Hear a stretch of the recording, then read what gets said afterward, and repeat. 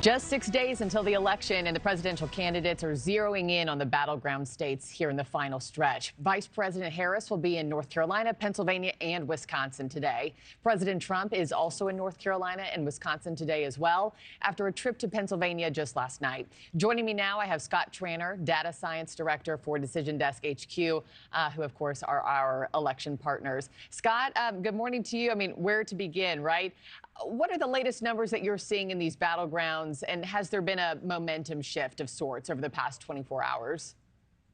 Not a lot of momentum shift over the last 24 hours. We're kind of see them settling, and a lot of it is because I think a lot of the public polling, the final of it is going to come over the next 72 hours over the weekend. So we may see a last-minute shift over at that point.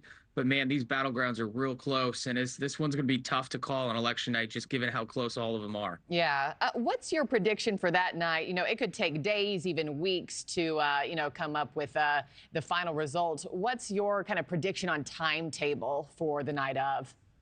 I hesitate to give one of those, but look, one of the most crucial periods of time for us to know how the night will go will probably be 10 p.m. Eastern to 1 a.m. Eastern. That's when we'll start to get a pretty good picture of places like Georgia, North Carolina, Pennsylvania. Maybe not be able to call them, but have a really good idea of how close it's going to be and whether or not they're going to be callable that night, or it could take a couple of days because they're so close. Yeah, and each state has such different, election and vote counting laws, so that impacts speed as well.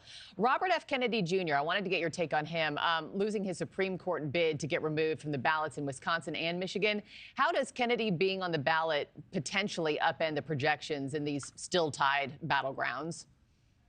So the way I like to look at that is he doesn't really affect either state much, but either state might be only won by a little bit. So his not much may actually have an impact. You know, he's polling anywhere from 1% to 2% in there, which is below the statistical margin of error. So maybe a few thousand votes here or there. So probably not going to be a factor unless those states are decided by a few thousand votes. Yeah, that could get interesting to watch. We'll wait and see. The Harris campaign now reportedly pulling millions in ads in North Carolina amid a reported uptick in early voting amongst Republicans. They're now focusing their ads on specifically the Raleigh market, where polls do show her leading.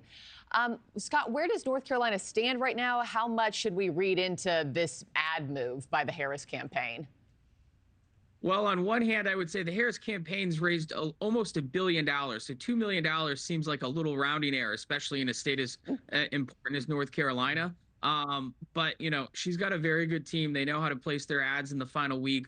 I do like the fact that she's putting into Raleigh. That is smart. She needs to run up turnout there to have a shot in North Carolina. So I look at this as just some final chess moves by a campaign trying to eke out a win. Yeah, well, we'll see what the next days have in store. Scott Tranter, thank you so much.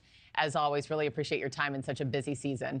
Thanks for watching, everybody. Go to joinnn.com to find NewsNation on your television provider. Also, don't forget to click that red subscribe button below to get more of NewsNation's fact-driven, unbiased coverage.